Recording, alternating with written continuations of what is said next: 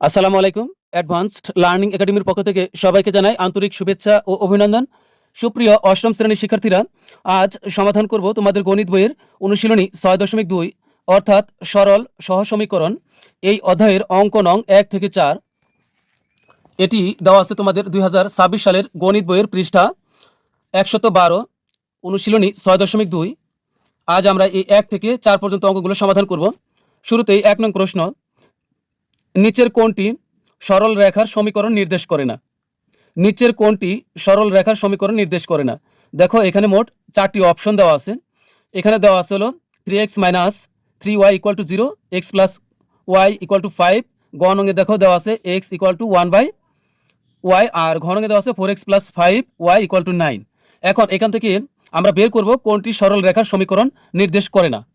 এখানে যে ক, খ, গ, ঘ 4টি অপশন দেওয়া আছে। 4টি অপশনের ভিতরে দেখো x আছে, y আছে, এখানেও x, এখানেও y আছে, এখানেও x আছে, এখানে y, এখানেও x আছে, এখানে y আছে। তার মানে এই সমীকরণগুলো হলো দ্বিচলক বিশিষ্ট সরল রেখার সাধারণ সমীকরণ। দ্বিচলক মানে হলো যে সমীকরণে দুইটি করে চলক থাকে, সেটি হলো দ্বিচলক বিশিষ্ট সাধারণ সমীকরণ। এখানে x একটি চলক এবং y হলো একটি চলক। যেহেতু 1-এর ক, খ, গ, ঘ অপশনগুলোতে দ্বিচলক বিশিষ্ট সরল রেখার সাধারণ সমীকরণ দেওয়া আছে, তাহলে আমরা দেখব যে এই সমীকরণের শর্ত কি।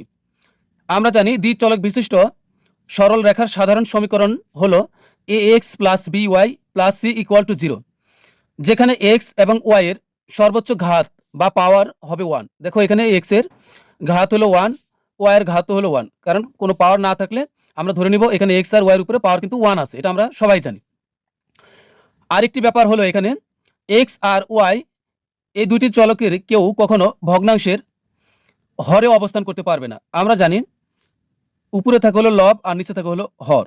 এখানে দেখো তোমাদের গ নং অপশনে দেওয়া আছে x = 1/y। তার মানে এখানে দেখো এই ওয়াইটি আছে কি ভগ্নাংশের এই হরে আছে।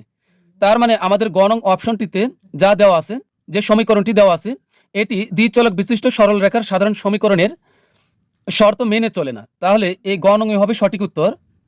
এখানে আরেকটি ব্যাপার হলো এখানে x এবং y এই দুটি চলকের কোনোটিই কখনো ভগ্নাংশের হরে অবস্থান করতে পারবে না, অর্থাৎ ভাগ আকারে থাকতে পারবে না। আবার এরা কখনো x y অর্থাৎ এখানে গুণ আকারে আছে, এমন x y বা গুণ আকারেও থাকতে পারবে না। তাহলে এখানে দেখো আমাদের বাদ বাকি এই যে ক নং এটা ঠিক আছে, এখানে x আর y এর সর্বোচ্চ ঘাত 1, এখানেও x আর y এর সর্বোচ্চ ঘাত 1, কিন্তু এখানে y এর কিন্তু সর্বোচ্চ ঘাত কিন্তু 1 না, y এর পাওয়ার y নিচে অবস্থান করতেছে, তাহলে এই y এর পাওয়ার হবে -1। কারণ আমরা জানি y পাওয়ার -1 কে লেখা যায় 1/y, তার মানে y এর পাওয়ার এখানে হলো -1। তাহলে আমাদের এই আর ঘন অঙ্ক কিন্তু ঠিক আছে, x আর y এর সর্বোচ্চ ঘাত 1।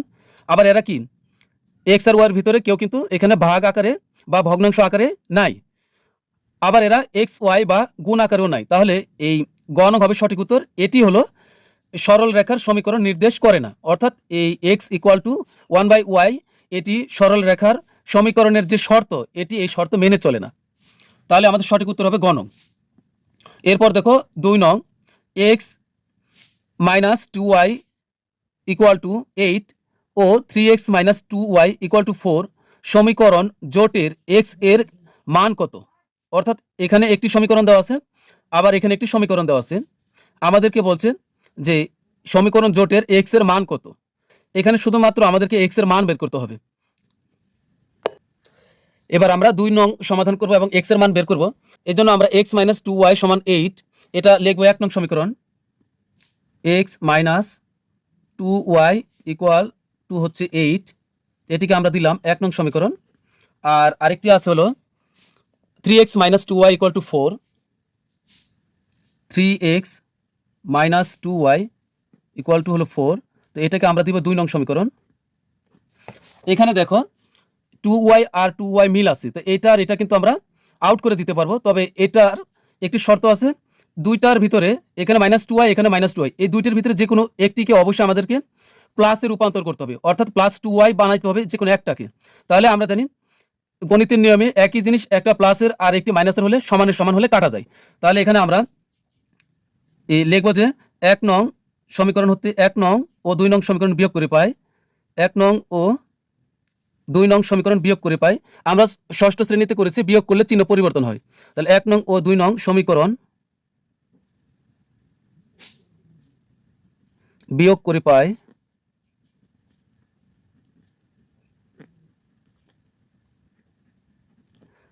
তাহলে এখানে আমরা x - 2y সমান হলো 8 আর 3x - 2y সমান হলো 4।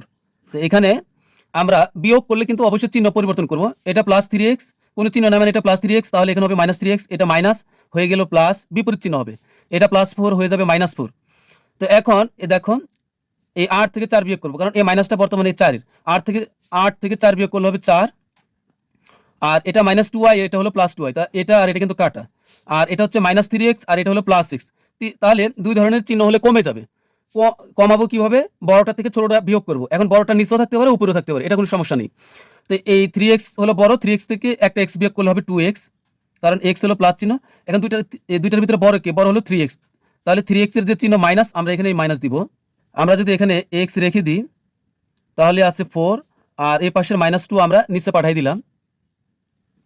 সুতরাং x দ্বারা এই 4 কে ভাগ করলে হবে -2, কারণ উপরে অথবা নিচে যে কোনো এক জায়গাতে মাইনাস থাকলে এই মাইনাসটা সব শেষ পর্যন্ত থেকেই যাবে। তাহলে x এর মান হলো -2, আমাদেরকে বলছে যে x এর মান বের করতে। তাহলে আমাদের সঠিক উত্তর হবে খ নং -2। 3 নং প্রশ্ন, 4x + 5y = 9 সমীকরণটিতে কয়টি চলক আছে? তো এখানে x একটি চলক, y হলো একটি চলক, তাহলে এই সমীকরণটিতে মোট 2টি চলক আছে। গ নং, মূল বিন্দুর স্থানাঙ্ক কোনটি? আমরা এটি সহজে মনে রাখবো। মূল বিন্দুর স্থানাঙ্ক সবসময় 0,0। মূল বিন্দুর স্থানাঙ্ক হলো 0,0, কারণ আমরা ছক কাগজে যে বা গ্রাফ পেপারে যে অঙ্কগুলো করেছি, এই যে এটা হলো মূল বিন্দু। হ্যাঁ, এই যে এটা হলো মূল বিন্দু, এই মূল বিন্দুর স্থানাঙ্ক 0,0, অর্থাৎ x এর মানও এখানে 0 এবং y এর মানও হবে 0। দেখো উদাহরণস্বরূপ, এটি হলো একটি ছক কাগজ, এখান থেকে এই পর্যন্ত একটি সরল রেখা অঙ্কন করা হয়েছে বা টানা হয়েছে, এটি হলো x অক্ষ। আবার এই খাড়াভাবে একটি সরল রেখা অঙ্কন করা হয়েছে। এই দুইটি সরল রেখা পরস্পরকে ও বিন্দুতে ছেদ করেছে, এই যে এটি হলো ও বিন্দু। x ও x প্রাইম এটি হলো x অক্ষ, y ও y প্রাইম এটি হলো y অক্ষ। এই দুটি অক্ষের মূল বিন্দু হলো ও। তবে মনে রাখবে, এই মূল বিন্দুতে x এর মানও এখানে 0 হবে এবং y এর মানও এখানে 0, কারণ এটি হলো মূল বিন্দু। এই কারণেই আমরা সহজভাবে বলতে পারি যে মূল বিন্দুর স্থানাঙ্ক 0,0, কারণ মূল বিন্দুতে x এর মানও 0, আবার মূল বিন্দুতে y এর মানও 0। তাহলে আমাদের সঠিক উত্তর হবে 4 এর ক নং। তো প্রিয় শিক্ষার্থীরা, আজকের মতো আমাদের ক্লাস এখানে শেষ। পরবর্তী ক্লাস দেখার আমন্ত্রণ জানিয়ে তোমাদের কাছ থেকে বিদায় নিচ্ছি। সবাই ভালো থাকবে, সুস্থ থাকবে। আল্লাহ হাফেজ।